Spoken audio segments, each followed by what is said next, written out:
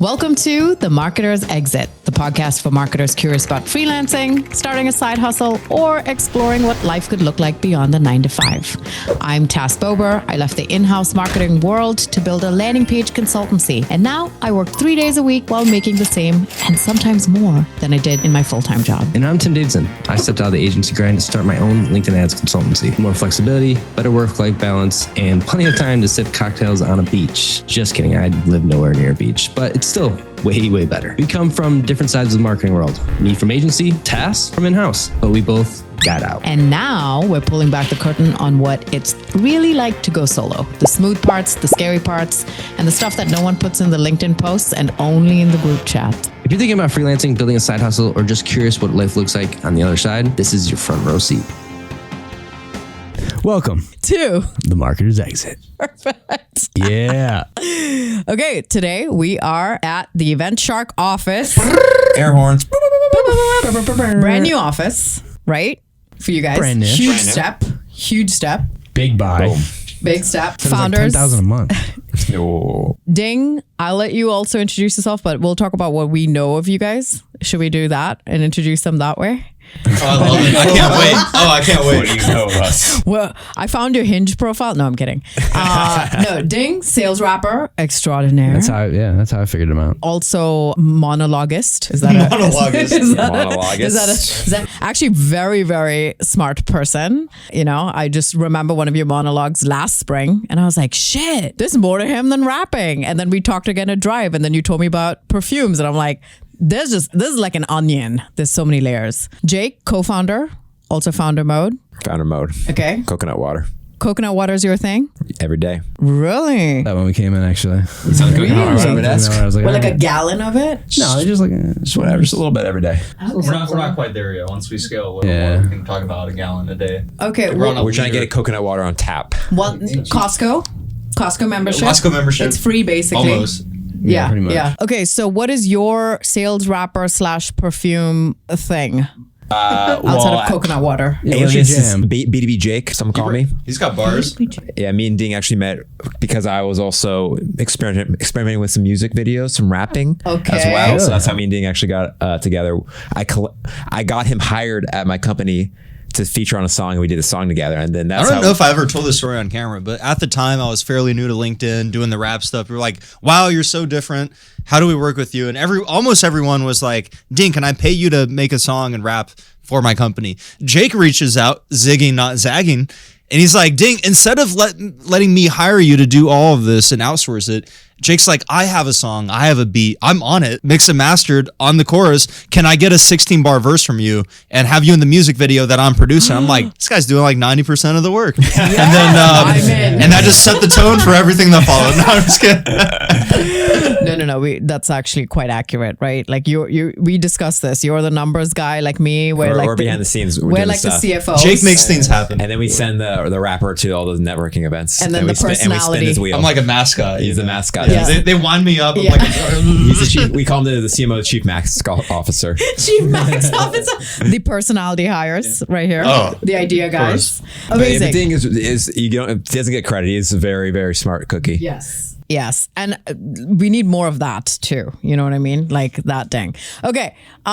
So the way we usually start with Marketer's Exit, and we're starting to interview people from all walks of life, marketers who have done their own thing, how you came to that decision, why video, all of those things. But I want to hear how individually your backstories, short version, and then how you obviously said a little bit about how you came together, but then what was the tipping point of we should go start our own thing, and why did you take that leap?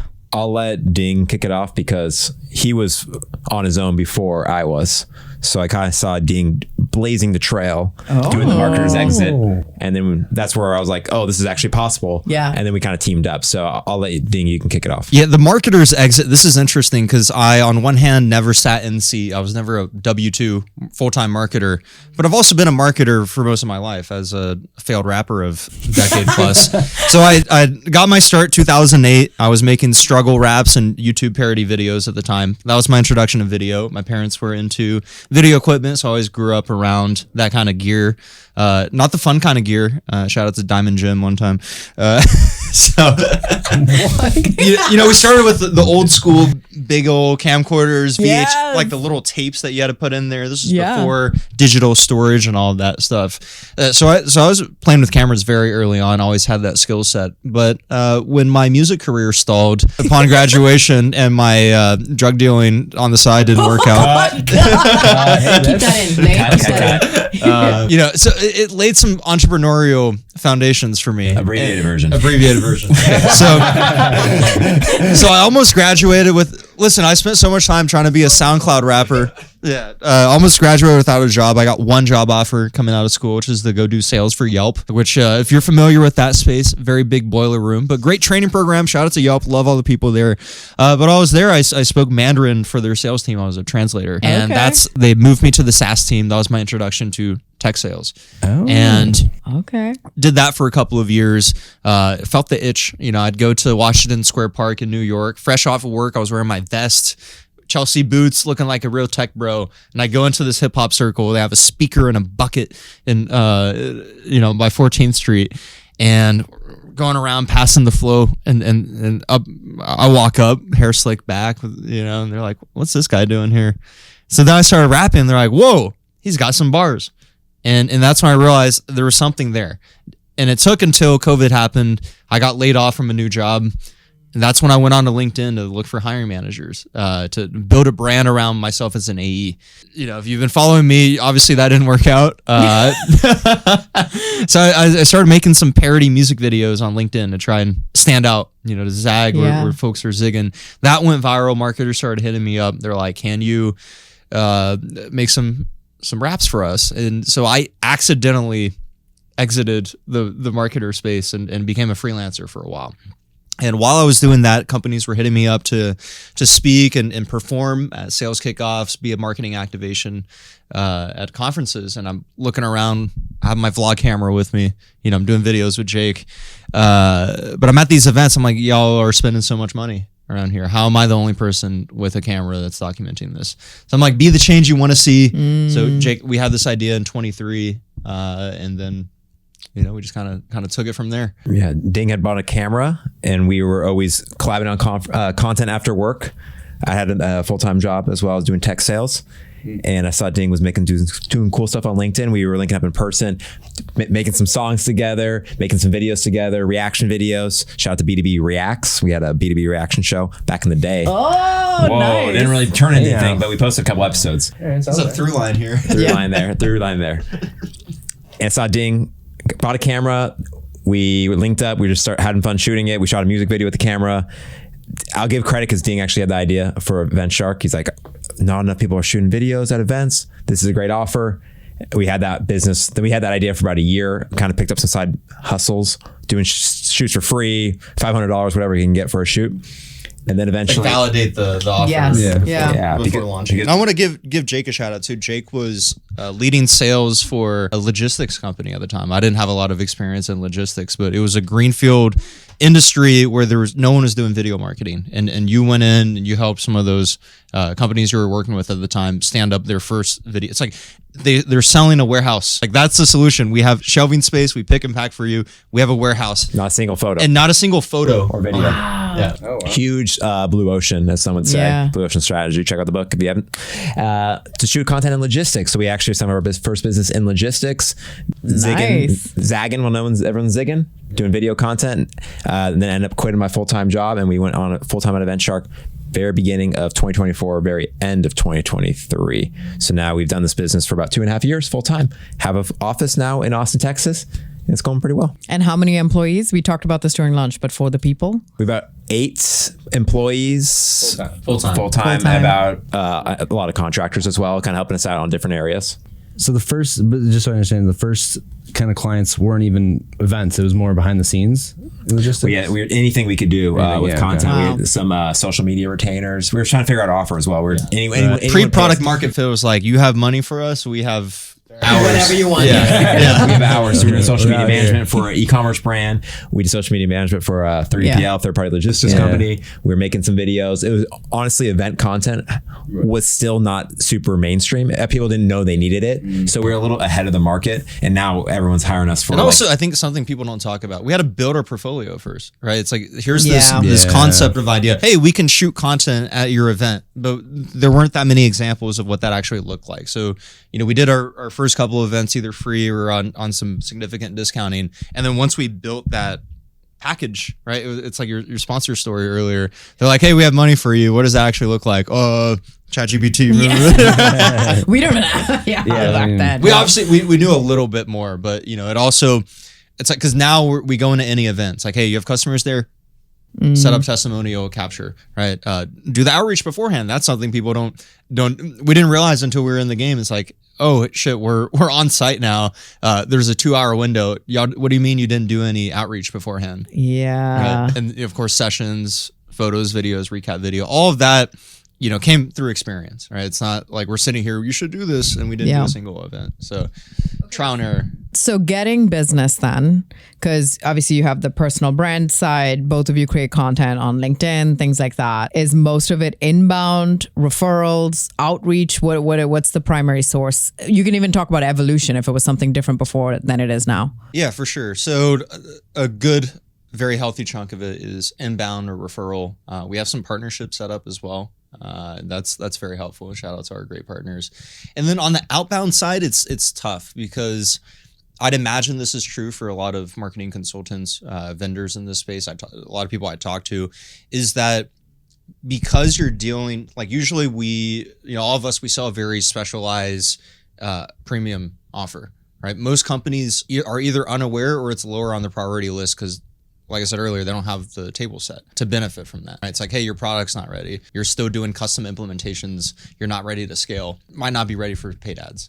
Right? Yeah. So it's that. We're lucky in that event is in our name. So there's some type of like scheduled trigger point. It's like, hey, you've committed money. You've locked down a venue. You're going to do the event. Yeah, true. Things never get pushed off because there's always an event on the calendar. So it's either you hire us or you don't, which has been really nice. Like I used to sell software transformation. transformation in the hospitality space. That like a simple, you think it'd take 3 months, it'd take a year and a half. Yeah. Yeah. This is like your event is on May 15th. It's gonna. So, look, honestly, it's a lot of people coming back to your question about inbound, outbound. We left sales so we could do a little bit more marketing. Most of it is inbound through content. Dink's personal brand is how we got a lot of the initial business. It was a big focus to build up my personal brand as well when we first started. Yeah, I want to give another huge shout out to Jake. Just This is so cute. Past 2 years, like he's really locked in. Well, here's the thing, like. I'm 5 years, almost 6 years into the LinkedIn content. I'm a little burnt out at this point. It's kind of boring. I've seen people come and go. I've seen a lot of people I really like and enjoyed come and go as well. That always makes it tough. My LinkedIn homies from 2022 are not the same LinkedIn homies now, except for y'all. Y'all are OGs.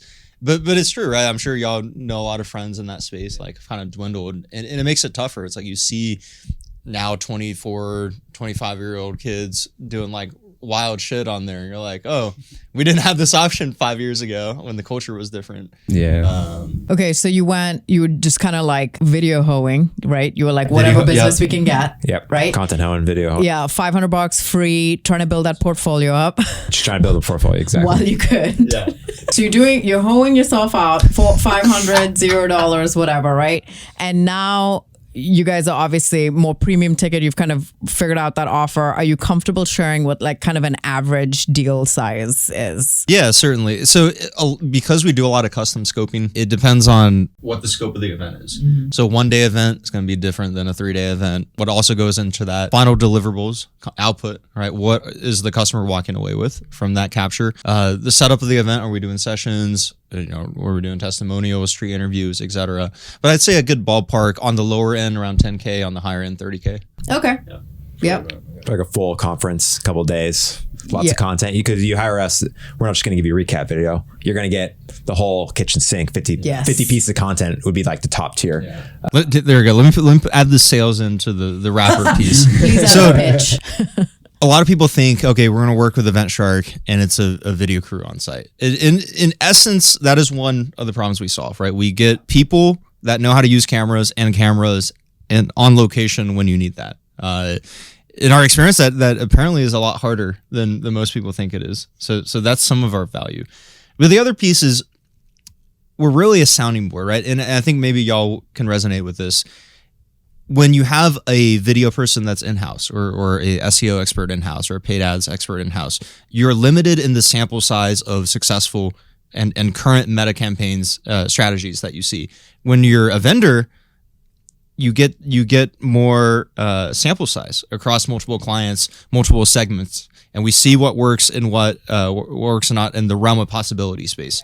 That is also what the customer is paying for, right? Is we every quarter we condense like 2 years worth of content and event capture in one quarter, right? So think about how much quicker the best practices get developed versus say, oh, we're only trying to do this in-house. We only see our customer segment, our type of events, our type of speakers.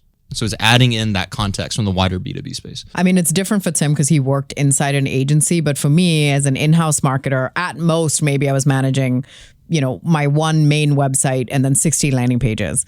But then in the last year, I've worked with 37 companies, each one averaging 6 landing pages that I've created for each of them. How many experiments and audits on top of that? It's like in the 500-600s. Yeah. And it's like, I'm never going to get that opportunity if I was what's in-house. interesting? I know I'm hijacking like your interview question. So we were on a call with Eric earlier from We're Not Marketers, yes. the product marketing guys, and he brought up something interesting. I feel like in B2B marketing right now, there's this big pushback against vendors. Like there's almost this stigma of like, oh, you're a consultant, you're an agency, you're only here to sell us stuff.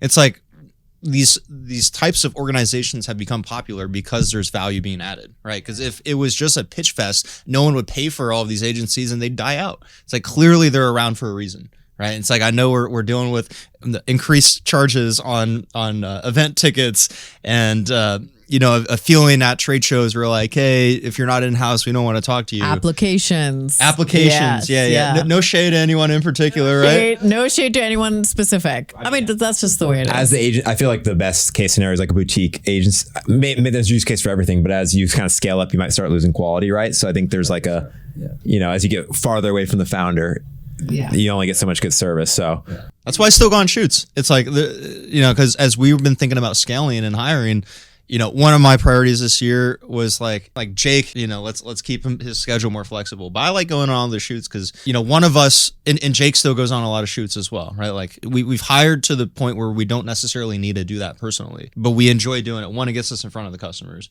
Two, it gets us on site. So we actually have experience. Like I heard this line so many times the past couple of years. This is more on the sales side, but everyone likes to bitch about, oh, the VP of sales or the sales influencer that hasn't sat in seat and carried a bag for 10 years. We're not trying to be that. It's like we're always practitioners first. If I don't know how to operate a camera, and I'm trying to sell you video, like that's just not going to work. I don't know if you experience this, but I get on discovery calls all the time. And one of the first questions are, okay, we like you. Are we going to actually be working with you? I get that all the time. It's actually the first FAQ on my website. Will you work with TAS? And it's like, yes, I am there with you through the entire process. I may not write the exact landing page for you. I have writers who have way more experience than me, but I'm with you. I do the research. I get up, I'm your point of contact, and that's what they like. So I feel like when I think of, oh, Ding and Jake are going to be filming this event, I'm expecting to see one of you there. Like that is just my expectation. And I'm not even a customer. I'm just like, yeah, they're going to be there. You know what I mean? We had to break the news to a client last week. No. You're not coming to the event. I felt really bad. But I mean, that's why we're trying to build up like our team. Like we're trying to post about But them, to that point though, content. it's like with scaling and hiring, like there's a reason that we're bringing people on, right? Yeah. Like Mason on our team, He went to UT Film School, #2 film school. He got into USC. He was like, "Nah, I'm a Texas boy." Better filmer than me. You Better want him on your shoot, not me. So, he's way more skilled. Yes. I think I'm pretty nice with the Yeah. camera, but he's way more skilled with the camera than I'm going to be. Dylan, our head of editing, he's a much better operations person, right? Just keeping things organized, always on top of every update in Slack, and keeping like a visible dashboard and building systems for the clients. And when people ask me like, oh, but I wanted to work with you, I'm like, you don't want to work with me. Yeah. I'm the sales rapper. I'm all over the place. And we've been there. Like, Yeah. you know, that was one thing I always struggled with was Yeah. delivery and posting. I'm an AE, right? I come from an AE background. Let me close the deal. Yeah. You know, afterwards I pass it on to someone. When I didn't have someone to pass it off to, Pass it on. that didn't work well for the client. So we've had to invest I and hope really. none of your customers listen to this podcast. No, I'm kidding. No, they love No, it. no, but- I think it's perfect. It's way better. It's way better that way. You don't want me delivering. Wait, so who's taking sales calls? Is it Jake? Ding for the most part. Oh, okay. Ding's dropping buzzwords like nobody's business. It's kind of sales guy comedy. He like just does a monologue and at the end. So do you have any questions or like is it a yes or no? He's a good listener. He's a good listener. He's not just sitting on the call for 30 minutes. He's yapping for 29 minutes. Is he ready to buy? Okay, amazing. I want to get to the juicy stuff. We love the juicy stuff, right? Which is, tell me the scariest moment where both of you were like, oh, fuck, why did we do this? Or like you're on borderline, like I should be looking for jobs. Like, was there a moment that was like, we effed up or this is scary? I mean, I don't know what Jake's answer is, but for me, I don't think we really had. Oh. No. Okay. Okay. I mean, there's times where you fuck up the footage, right? You piss off a client here and there. Yeah. Not piss them off, but you know, you don't deliver the good quality of work as you want. There's always going to be situations like that. Yeah. I mean, even in the fall, we were like looking at cash flow. We have a lot of overhead. We're like, shit, like if we have a slow winter. We did not pay ourselves a month or two. Yeah, we've done it before. Yeah. I mean, we're looking at even this winter, like shit, like if we have a slow winter, we're going to have to like take people's hours back and things like that, which is very stressful. We started like, fuck, we got to start doing, pardon my French, we got to start doing outbound. We got to figure out how to like get more business. For a while, we were looking at office buildings, and then like the first month, I'm like, should we do this? Should we do this? I was kind of against it for a while. Yeah. Just from a cash flow standpoint. I'm glad we got this. Yeah, we had like one of our clients end up paying for 2 quarters in advance, so that really helped with cash flow. So we have a nice spot in our bank account right now, which has been really good. So that is, we had just had our best month ever by like 3 times. Yeah. And I don't think we were ever in a scenario because of where that. like which really helped. like we fucked up. We should go interview for full-time positions. We were definitely in a spot where like, hey, we might have bit off more than we could chew. We need to hire ASAP. But So we can hit deadlines. But that's why we keep a lot of contractors, so we can kind of like scale up, scale down with it. And then once we guarantee that we're not this person, we have enough money in the bank, we know we're gonna have enough business, then we're gonna bring them on full time. But we keep a lot of people are part time just so we can scale up, scale down. Have you ever brought a client on? Maybe you had a bad gut feel. You're like, oh, this is going to be a pain in the ass client. Brought them on. 100%. They were a pain in the ass client and then actually let go of the engagement or fired the client. The good thing is we start mostly project basis. It's not like a retainer for the most part. It's usually we'll do a shoot and we'll give you deliverables. Yeah, there's definitely a situation where I'm being like, I don't know about this one. They're like, but we've done a better job recently for where we kind of like identify like who's going to be, because we don't have so much time in the day, or we can't put our best editing. You know team what on helped that. a lot was raising prices. Yeah. Yes. Early on, it's like it's like You're dealing with some characters for What sure. are some of Yeah. those triggers that tell you like, oh, they're gonna be a bad client, if there's any? Well, what's interesting for me at least, it's kind of passive for me again because reasons. But as we've grown the team, Say, listen. I'm there. If you call me, you text me, you Slack me, I will respond. I'm there for you. But like I might not be involved in like this file is gonna get sent on this day. Yeah. Right. But as we've grown that side of the business and put systems in, like I think Dylan's a great filter for that. Right. It's like us being critical of like listening to our team. If they don't like working with the client, we take that seriously. It's not like close the deal. All right, here you go. Enjoy it. Well, I'd say the being in office is fire because Ding's taking a sales call. I'm listening in. Dylan's listening in, and we're going to immediately know because we're all kind of listening to the call. Like, is this going to be a headache? Like, are they having unrealistic, unrealistic expectations? Yeah. So we've kind of been able to sort it out now. Just all being in office, which has been, I can't even explain how much of a game changer it has been being in office. Got all our gear here. We're constantly having idea flow. It's been, I think that's been the number one thing because when we're siloed, it's so much harder. Just text really cool. nonstop like Tim Slack. and I. Yeah, every day. that works. That works too. You know, it works. 100%. So- that works. So something that's interesting when we usually talk to people or as we're interviewing people, it's a lot of people who are like, I'm going out on my own and it's solo. You guys kind of, well, he was a little bit ahead of you, but then you kind of did the Event Shark thing as a duo. Do you think that there's a benefit to solo versus duo? I think there's a lot of pros and cons for either. I can only speak to, well, I guess I can speak to both because I've done it solo. It's way more fun. Yeah. With a partner. Yeah. Because and I think a lot of people think, oh, you share in the fun times, but I think it's the down times or like the annoying projects where that's really helpful. Of like, you know, I'm someone, I'm high energy, you know, kind of wheeling and dealing, and I have a tendency to crash out sometimes, right? And sometimes if it's just me and it's just Ding in his room crashing out, that's not a fun time for anyone involved. And I think Jake's done a really good job of talking me back from the edge here and there. That's only happened like a couple times. It just happened recently, so it's top of mind. But I mean, me and Ding worked together on various projects before we ever went into business together. Because you guys have all heard how many co-founder like fallouts there have Yes. been. And Yeah. me and Ding have been working together now. We worked together for like 2 years before we started working together full time. So we kind of really knew how we work together. That's Yeah. why it's been able to work really well. So that's been a huge benefit. But you got to pick the right co-founder. That's so hard to do. Yeah, that is hard to do. That's like finding somebody you're gonna get married to. But like with us, we were not like even thinking about, oh, we're gonna go into business together. We were just like, oh, this is a fun, we're gonna have a networking call and we're gonna record it and put it on LinkedIn. Like that was having a dumb idea, but then it actually ended up being a good working relationship. And there's been lots of times where like, you know, he's like, hey, I can't make Notorious B2B this week. I'm in Portugal. Like, okay, like, you know, thank you. But then we decide on, you know, it was like very ambitious though. He's way more dedicated. He will show up and he'll be like in a random, he'll bring all his equipment to a random like location. You were in the forest or something at one point and you had all the Notorious B2B. Yeah. Costa Rica. Yeah. He's like in some random cabin. I'm like, where are you? Meanwhile, I'm my 3-day, I'm like, you know, F around task time. I won't do Fridays. Like I'll push them off. But every time there's like an emergency or something's happened, the difference with my landing page business versus the stuff that I do with him is like, he's got it and I got, you know, I'm like, hey, I can't do this. I can't review this. And he's like, cool, I got you. No worries. And just someone having your back and knowing you have a safety net. Like I wish I had something like that on the landing page side. But, you know, we're eventually going to dissolve the other companies and just go all in on the TMT media. Oh, you heard it here network. first. we talk about this every episode. So, you know, there you go. One But day. That'd be Yeah. the dream. yeah, it would be the dream. Is that the dream? The goal?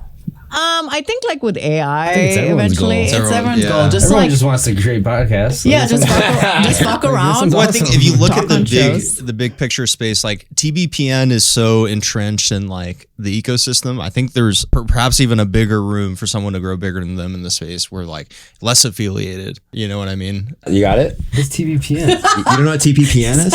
TBPN. TBPN. What's TBPN? Is it a Tech competitor? Brothers Podcast Network. You've definitely seen. Oh, we've seen one of their podcasts. But They're that's like just under the the network. live show. They do go live like 3 hours every day, but they're like big on Twitter. It's like a tech news kind of Okay. tech news bro thing. Boring. But boring. they're kind of setting the trend for like live shows right now. Okay, I gotcha. recommend checking them out. Yeah. We don't, I mean, I don't know if Tim and I will ever do live. We only did live once and you were like, that was the worst. I don't want to do You guys it. would be so good live. What are you talking about? We did like 3 lives now. This is our 3rd live. But this is not a live. This is a recording. But the right. only live It's all we've done recorded. was Real ATF. Not live. ATF last time. Yeah. And Yeah. after we got off the stage, I was like, that was great. And he's like, don't ever leave me. That was literally the words. He's like, I gotta do that all the time. I was like, I had a nervous blast. going up. I thought, not my thing. No, it was Do awesome. it, but not my thing. Your biggest recent win other than The Office? Office is cool though. I think it's just team stepping up. There's been some leadership in with the team. Oh, Dylan, for example, has really stepped up Dylan for their Pillow. company. okay. Really taken over like Yeah. post production, customer stuff. Nice. So that's been huge. Dillo. It's been huge. Building up the team has been a big win. I think also just more strictly defining roles. That was the thing. For the first year and a half, it was very much all hands on deck. Everyone's touching a little bit of everything. But, that's good. Sometimes you need that when you're building up a company. But, I think, what's the quote? It's like specializations for ants. We are ants in some ways. Yeah. I actually haven't told you. I was working on an org chart over the weekend. Let's go. See, there we go. How much of that is now like you're more moving into roles of managing people, right? 100%. Because now you have 8. So that's like now you're just trying to also so make you're sure at that you you're have at these that people. breaking point. Like I think 10's like you need like We just different got, things. Payroll. We're paying for that. Yeah. Oh. We signed a yearly contract with our accounting firm. nerds. Like, we're selling out, dude. It's real. I feel like this Jake is- loves it. oh, wow. Like Jake is all about it. I'm always been an entrepreneur, so this has been my Yeah, dream this is- come this is true. a Dream come true. That's It's a dream awesome. come true. That's what I've always wanted to have my own business and come to the office. We come every day. It's just a vibe. Yeah. We love it. Yeah. It's so fun. Yeah, before we got the office, I'm like, I'm gonna be hybrid. I'm gonna come in like 2 days a week, every day. I'm like dressing up for the office now. We're gonna do a follow-up circle back episode with them once they're both dads. Then we'll talk. I feel like I was True. pro Facts. office, Yeah. and I would dress Facts. up like every day. Office, 4-inch heels. We're going like Hell yeah. every single time. Okay, every day. Minute I had a kid, done. I was like, it's so That's much facts. easier for me, So convenience wise, with my child to just be able to do that. So that changed. But now my kid's a little bit older, so I'm just like, I want to travel. We're getting dressed up again. That kind of thing. But again, I still couldn't do the office every day. I feel like I have, too much of a routine. But I recommend going in if you're like no kids, none of that. yeah. Going to It's an probably office, like amazing. that's the best. It's so good, Sorry, man. so much. What do you say? awesome. He's like, sounds amazing. He just goes to lacrosse like 5 times a week. Okay, what do you miss about working for someone else? I don't know about not much. There's been I mean, one. this is gonna sound bad, but I really enjoy owning the outcomes. It's been a very rewarding. Oh, I hated that. What do you want? What are you asking for? No. But what I think one thing is when you work for someone, like the buck doesn't stop with you, right? So there is a level of mental or emotional. I don't even know how to phrase this correctly, but you're always on. As a founder, you're always on. You're always responsible for everything. You can't like take a second to breathe. True. When you're an employee, you could take a vacation, not think about your job. You can't turn that off as a founder. Yeah. Even if say, okay, I went to China for like a month and a half. Yeah. I'm working the American hours while I was out there. Yeah. But I think there's a difference too, because if your boss is making you work while you're on vacation or something like that, you're resentful, you're annoyed. I remember being on the phone, I'm giving my daughter a bath while my boss is on the phone talking to me about some dumb slide deck, right? But if I'm on the phone or if I'm like talking to Tim or like I remember we were planning ATF and then Sahil's on the phone with me and he's talking to me about some logistical thing, yada, yada, yada. And then I'm giving a bath to my kid. It's different because I want to do that. And I have the option to tell Sahil like, I'll just freaking talk to you later, whatever. But we're all excited and pumped about the idea. When Tim and I go on, we both work out, we're morning workout people. And so the ideas fly like 6 a.m. or like rapid texting about something. That's way more fun. Like if my boss was texting me at 6 a.m., I'd be so fucking annoyed. Like, why are you talking to me right now? Yeah, like But I it wouldn't doesn't have go it that any other different. way, Yeah. but that is one thing that's different is you can't just like unplug from it. It doesn't shut off. I'll go back to, I want to answer your question real quick. I think there is fun. I remember going to the office, like Yeah. at my first tech company. It was fun. It was like, Yeah. there's a whole Yeah. culture there. Yeah. You can see Yeah. the CEO, like you can do something really Everything's cool. You get free. shouted out on the town. Yeah, it's free. Free Red Bulls. Exactly the same You're thing. feeling good. And you get shouted out on the team hall, town hall. Like that feels good. That was hype. That's nice. You know, Yeah. there's that team culture, like going into the office, there's like, you're part of like a community or a group. That's cool. I mean, I definitely don't say I miss it, but it was a fun time when And that's the nice thing ever since we got this space is now we have our team in person. It's like Yeah. we're going out to get lunch. Yeah. Just casually, we go for a walk for Yeah. 30 minutes. It's a beautiful day outside. We're Yeah. looking, it's like that Squidward meme where he's behind the window looking at frolicking SpongeBob and Patrick. What's the worst advice that you see people giving other people who want to go out on their own? Maybe it's something you've seen on LinkedIn. What do you think is bad advice? like, Oh, yeah. just do it. You know, Just start. you need an offer. You need something to sell. I'm That's very people will strong actually take on buy. this. Also, I hate any of the mindset motivational advice because To me, good advice has to be specific and actionable. And it's like, you can do it. You're so talented. Go out there. And there's no game plan, right? It's like, what problem are you solving? Who are you serving? Answer these questions first. And then I see a lot of people start out with a side offer while they're in a full-time role. Yeah. You know, it works pretty well because you validate your offer before taking that, and it's less scary, right? A lot of people are like, oh, it's the end of the world. I can't fathom going out. I would love to. It's like, well, you could do it in a small setting on the side first and validate that. Yeah. What's the advice you would give someone who is kind of teetering and Sell considering something. doing it? Close one deal. If you can't close a deal, build portfolio. Offer to do something for free. Like the chicken or the egg, though, because a lot of your business will come from promoting it on LinkedIn And announcing that you're and going announcing out. that you're going on your own. So it's like chicken and the egg, right? Yeah. Chicken or the egg, a little bit with that. We were lucky because Ding had his freaking sales agencies. I was laid off. Like, I didn't have Yeah. a choice. Yeah, true. It's like 50 Cent, get rich or die trying. I mean, we talk, but yes, Sure. 50. First album I ever bought with my own money was that. But it was so funny because on our website for Marketers Exit, in the bottom, we're like,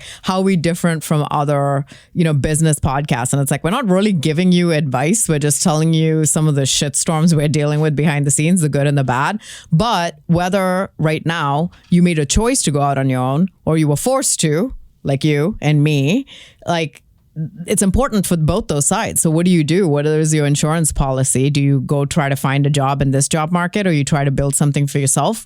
Both's hard. Pick your hard. You know what I mean? So, okay. It's a good ass time to be trying to start your own thing, though. Yeah. With AI, you can really start any business right now. It's all about. So I think it's a good time to do that. If you're a marketer and you want to exit, I think it's a really good time. Also, what helped me a lot was going to a bunch of events in person and meeting people. Yeah. A lot of I'm that's- still that getting stuff's leads huge. now from folks I met 4 years ago when I was rapping. Yeah, you asked about where we're getting a lot of our business from. Ding didn't mention, but just because we're at so many events, we get so much business just from events that we don't actually get into. Yeah, Like, Tim's always done It's a really good unmatched. job. That in person, like just meeting people. You Yeah. don't have to pitch. It's just like hey, what's up? Like, how can I help you? in person is unmatched. It's like more time. Tim doesn't Tess, do, you do Tim this doesn't do a lot of remotely too. podcasts. You're like, Tim, are you talking to your mic? Well, I always had the headphones on. That's the thing. Yeah, so he can hear himself. Yeah. And his mic's like right here. Half his face is covered usually. So he never has to worry about it. What's your advice for the marketers that want to exit? Just do it. No, I'm kidding. Nike. Well, you got to listen to our podcast. We do give a lot of advice for like what we should. I was forced into it. I was thinking about it already, but then a layoff happened and I was like, well, screw it. And I just put a post out on LinkedIn and I said, hey, I'm going out on my own. I was already writing, but not that much. I was like 5,000 followers in. And then I got some inbound, but it wasn't like great inbound, but it was that where I was like, I'll take whatever money you want to give me and just try to do everything. That's a good point, actually, is for the people that think they need to make an announcement and do the whole rigmarole. What was the word? Rigmarole. Rigmarole. It's a word. It's a great word. It's a word. Vocabulary word of the day. Word of the Yeah. day. Yeah, I was going to say prevaricate, but we're not getting there That was yet. too much. Rigmarole? That was way too much. Rigmarole. What's the other one? Prevaricate. Yeah, that's I've not- It's It's like that's a waffle. dinosaur. Yeah, it is. For sure. Tyrannosaurus. We have a bit on our show where Ding does a vocab word every episode. Oh, okay. Rigmarole. But to your point, Tass, when you make that announcement and people say, oh, I'm launching this offer, I'm launching this company, like the first, because oftentimes early adopters rarely match what your ultimate ICP ends up being, right? Especially if it's a new unvalidated offer. And then you get the folks who are like, oh, this is something new. Can I negotiate to get this for $100? Yeah. Right? And so a lot of my first projects with a sales rapper was like that. I made a big post announcing it. And in hindsight, I have a lot of gratitude and appreciation for them for taking a chance on me when it was brand new. But they didn't end up looking like the type of ideal customer that I wanted to work with after the fact. So it's like maybe people are over indexing on that too. Yeah. Wow. Okay. I just want to mention because Close. I'm a big I do think both can work. Just going for it and announcing. I also think getting the clients before, but kind of what we were just talking about, like this whole episode. I think the free thing's actually really nice because if you're pitching that while you're working at a company, it's just so much easier to the clients. So you can learn what you will like, dislike, what people will actually, maybe charge for, because at some point you're going to charge them. I think the free thing's something you could really do. And you're not violating your employment contracts if you do free work on the side. But you build a portfolio. I always also tell people, if you're in-house, whether you plan to leave or not, layoffs, like they're happening all the time, document everything. I have every single slide deck I created, report I created. I have decks of like business cases. And guess what? My big landing page framework is based off of a business case deck I created to pitch Zoom Info to my company to get them to buy it, like the internal stakeholders. And I got a $50,000 contract approved because of my business. I was like, why isn't all this on the landing page? Like, so I made my landing pages according to that. So keep everything. If you're like, I don't know what to sell, just keep all your IP. You know what I mean? Just keep that stuff. I want to call one thing out we didn't touch on. Yeah. Jake and I, we both come from a sales background. So Yeah. we've done outreach. We sat in the SDRC. We've been AEs, CS.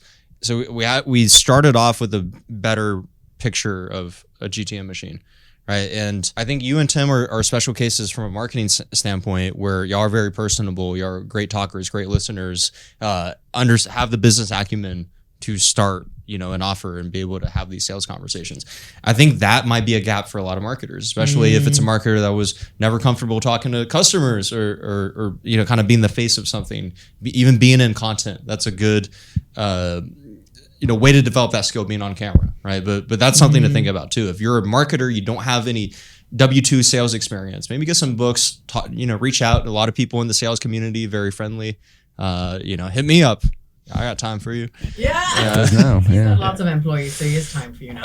But I mean, one fun fact is that both of us were AEs at one point, and so you were bad AE. I was terrible. I was bad too, but it gave me a lot of empathy. For I don't see you being the bad at people. AE. Oh, I was terrible. I hit my digital numbers all the time. Obviously, digital website. I was terrible at selling TV, because I just didn't believe in the numbers. So it was hard for me to sell it. You have to believe in. You had to believe in what you're selling. But then, whatever. But I just hated it. But I have so much respect for it. So every company I went to, I was like, I'm gonna make it really easy for sales. That was always my thing. And then I always tell any young marketer, I'm like, if you can do sales for a couple of years just to freaking humble yourself, do it. I think it makes you a better marketer. Invaluable. Tim's getting nervous just thinking about 1000%. doing his. Oh, I was so bad. I mean, I didn't hit any numbers. Like there were 0 numbers hit. And I wasn't really, I was never really an AE. I was an SDR and then like a door-to-door salesman type of job. Yeah. It was That's brutal. worse. Yeah. I got fired from both. It was bad. Okay, last question. We always wrap it up with this question, which is, would you ever give this up? Would you ever go back? I think I know the answer. To being an AE. To going in-house and not doing What do most people say? You want to zag when everyone's like, Yeah, you can't. No, my answer's locked in. I'm not going anywhere. yeah. I'm not fucking leaving. If October's Very Own comes tomorrow with a record deal, Universal Music, Lucian's like, ding, I'm gonna make you the biggest rapper in America and China. I might entertain it. I might go on tour and promote Event Shark. But as of right now, I can't see any possibility where I'm doing something. Ones if LinkedIn want to hire you as a full-time creator. I do that. I do that. Mil a month for sure. Well, LinkedIn, 150K. they used to have A month? No. Yeah. No. Oh, a year? not- No. 150 Not a a month. year. What's your number? 300K? A full-time LinkedIn I do creator. 500. 500? Yeah, I I do. wouldn't do it for 5. 500K a month? A year. Oh, 100%. Oh, a year? Oh, I thought we were doing bye. a month still. 500K? I'll trade a month? Take over 500K. Fuck yeah. Oh, I'd be out the door. I'll pay Event Shark 100K a month. Yeah, 5? Yeah. Come on, There we go. keep the lights on. I mean, what do you think Tim and I are trying to do? We're trying to just F around and be content creators the whole time. So just pay us. Okay, that's my last little rant. It's, for me at least, it's been so much harder being a content creator as I'm trying to be a real Oh, business person. 100%. Yeah. I kind of had that realization. Do I like being a content creator more, or do I like being a business person more? I think I like just being a business. Yeah, that's what I realized too. And it's funny because I did the whole content thing, live that for years, and ultimately to unlock. What I can do now. Yeah, So, 100%. Yeah. Sounds pretty cool. Chicken and egg. Taz wants to be a content creator though. I would totally do it. I mean, I like If I get the this. business. When Tim and I talk about what would we do all the time if we just wouldn't have a single client, we'd just be doing this shit all the time, right? Well, I'd be in space. I'd be astronaut stuff. What? I like astronaut stuff. no, I'm Dinosaurs. not talking about that. We I'm should- talking about Yeah. What I'd do, I'd be in a dusty basement with Dave Gerhardt, just listening to rap songs from golfing. 2006. Yes. Can Yeah. I want to be in Just that. live all day. Yeah. Just live. Jeff Porter's in there. He's freestyling Yeah. in the corner. Where's he been? Okay, anyway. We should end All this. right, let's. Yeah, we're It done. takes like it's over. Attention rate. It's more about we gotta go. Yeah, we gotta go to Gotta go. happy hour. Thank you Attention so rate. much for Thanks for hosting having us. us. Yeah. And the Reverse Uno podcast Reverse Uno. situation Wow. that we There we did. go. It's 5. Yeah. Marketer's Exit. Go download it or I'll diss you. Please subscribe. What's the CT? Like, subscribe, and Comment, leave like, us a comment, review. subscribe. Like, comment, subscribe. Like it. Leave us a review. We're learning. 4 or 5. 1 if you Comments. want. That's The fine. first person that comments ding, you can pay me $500K a month. Great. No one's Sold. no comment. Bye. Bye. Retention rate. Going solo isn't always easy. There are client wins, red flags, and moments where you feel on top of the world, and moments where you question everything. But for us, it's been worth it. We're not selling you a dream. We're sharing real stories, real numbers, and the mindset shifts it takes to build your own thing, whatever that looks like for you. Subscribe to the Marketer's Exit and send it to a friend who's this close to making a move.